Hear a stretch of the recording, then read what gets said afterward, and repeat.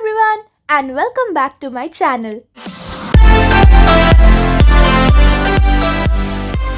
So this is Prerona, a second year MBBS student from AIIMS Deoghar, and I hope all of you are doing extremely well. So as promised, I am back with a video on strategies to boost your NEET score, and all of these points will be extremely high yield points. So if you are someone who is watching this video, you are already ahead of 99% of students who are appearing for NEET.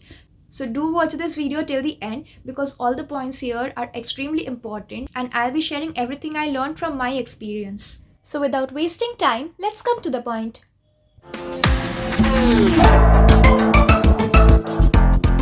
So let us start with the most basic part, that is, you cannot ignore your NCERT. You have to see every solved example, read every line of NCERT, read the summary boxes, check boxes, and solve the entire exercise. This will definitely pay you back. Now regarding your resources and study materials for NEET UG, I have already made a video. You can check it out on my channel and I'll also add the link in the description box. Now let's come to strategy number 2. Do not procrastinate. You might see those 2 books of NCERT and feel that you have a lot of time in whole 2 years to complete that book, but please do not procrastinate because consistency is the key to success, and the more number of times you revise, the better it is for you. Now let us come to strategy number 3, that is time and space management. This is a very crucial part of NEET because a lot of students get into the habit of solving the questions stepwise. Now NEET is a time-bound exam, so you don't have a lot of time to show every step. It doesn't matter how you're getting the answer. What matters is getting the correct answer in the shortest amount of time. So use tricks and short processes to solve your questions.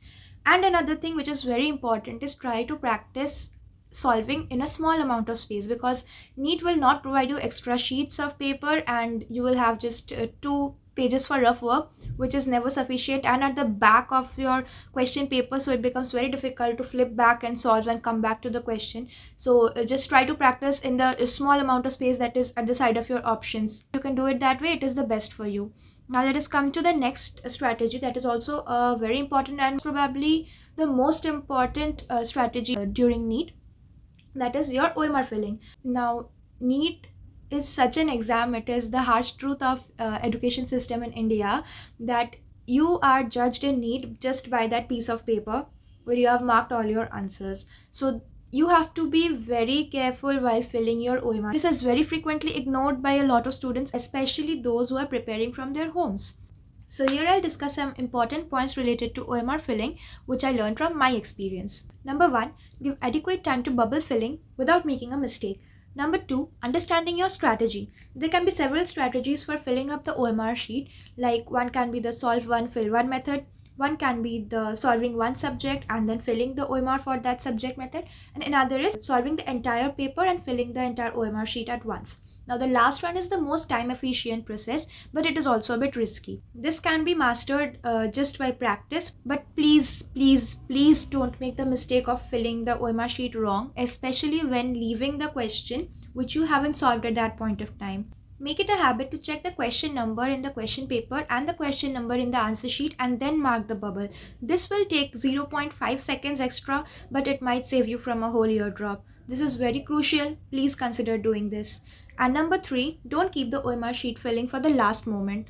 Now regarding my strategy which I followed for OMR filling during NEET, I used to do it like solving the whole paper once, whichever question I could solve, leaving out the ones I couldn't, and mark in the OMR sheet whatever I have solved till then. So that gave me a check of the number of questions I have solved, which was a boost, and also let me know the exact amount of questions that are left so I can calculate the time and questions ratio and get to know in what speed I should proceed.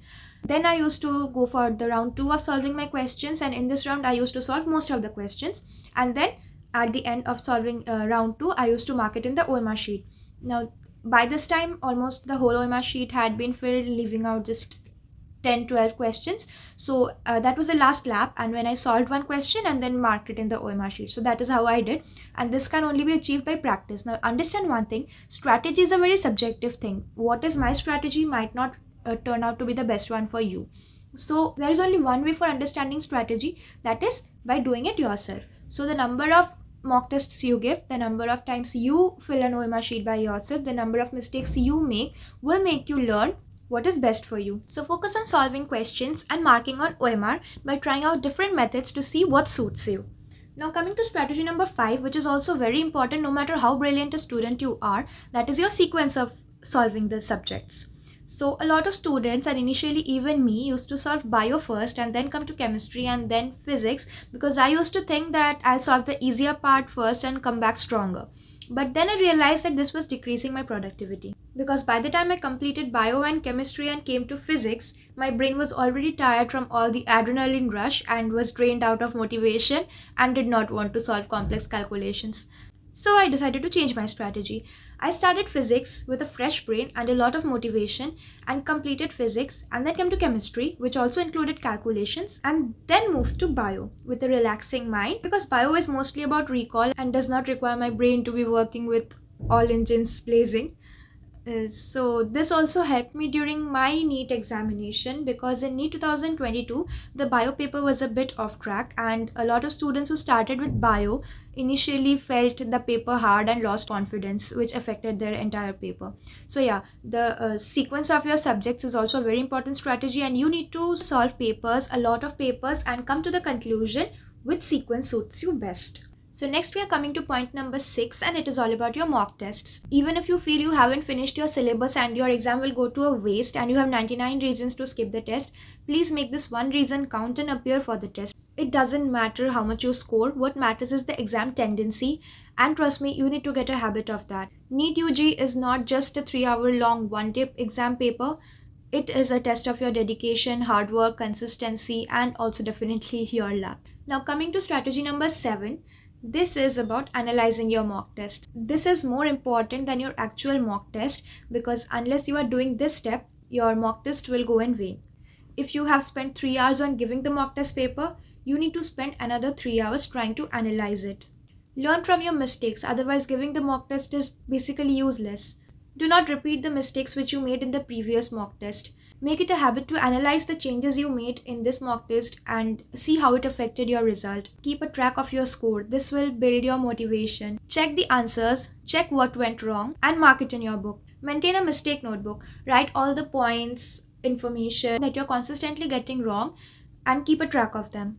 So number 8 is about preventing overstressing and losing focus. We are all humans and not computers, so it is not possible to have a 10-pointer energy level during the entire 3-hour long exam.